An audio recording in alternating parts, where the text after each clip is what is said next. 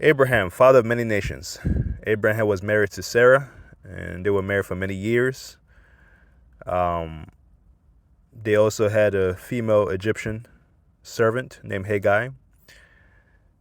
Um, Abraham, a man of wealth, and he was very established. However, Sarah, being barren, couldn't give a child to him for many years. Um, she wanted to help him continue his lineage and also pass down his inheritance. Um, so she encouraged him to marry their female servant Haggai in order to continue their family, right? Their lineage, inheritance, and which he did. He married her and knew her, Haggai, and they gave birth to a son named Ishmael. However, over the years, Haggai started to mock Sarah for her being fertile and Sarah not being fertile, being barren, just mocking her and actually abusing that situation, abusing her position. Uh, and Sarah was generous enough to allow her to welcome her to the family in order to continue the lineage and family. But Haggai used that position the wrong way to mock and created a friction and jealousy, and there was drama that took place. Sarah got fed up and she wanted her out of the house. You know, and encourage Abraham to have her out of the house. So things would have definitely been a lot different. If Hagar had the right attitude, and being as the second wife, and also not mocking Sarah. However, this could be found in Genesis chapter 16. So Abraham had to put Haggai and his son Ishmael away from the house in order to have peace. So she left, crying, and was willing to just give up, commit suicide herself, Haggai, right? Because they were in the desert. She didn't know where else to go and was feeling very depressed.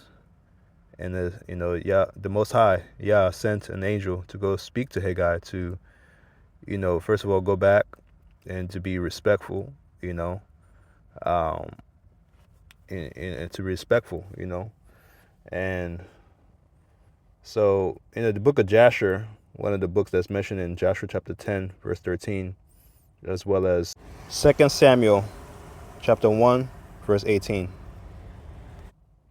you know, but, she had to, get out of the house.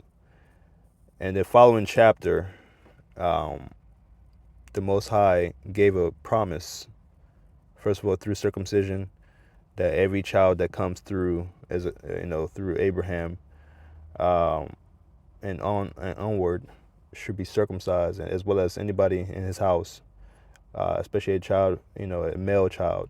After the 8th day, they should be circumcised. It was a covenant, right? And he also made a promise a long time ago to Abraham about they were going to get a child, right? They were going to have a child. The Most High told him they were going to have a child, and that child will come through Sarah, and his name will be Isaac, which means laughter. Because when he told him this, he wasn't sure how this was going to happen, and when he came to him, in the physical, this is in Genesis 18, with the two angels, he appeared to him, let him know that he would have a child, a child of promise that would come through him, even at his old age, including Sarah at their old age. And Sarah was hearing this and laughed behind the scenes, and the Most High heard it and asked her, "Why do you laugh?" And she said, "I didn't laugh," but he heard her. So that's, ask, Isaac, laughter, and the Most High has a great sense of humor. But yeah, Ishmael, he ended up growing as a great archer. And through him, because Abraham was blessed, a lineage of people from Ishmael still exists to this day. Uh, Most of the Islam and Muslims, come from that, that lineage of Ishmael. He's a mixed seed with both a Hebrew as well as Egyptian, right? Um, so those people still exist to this day.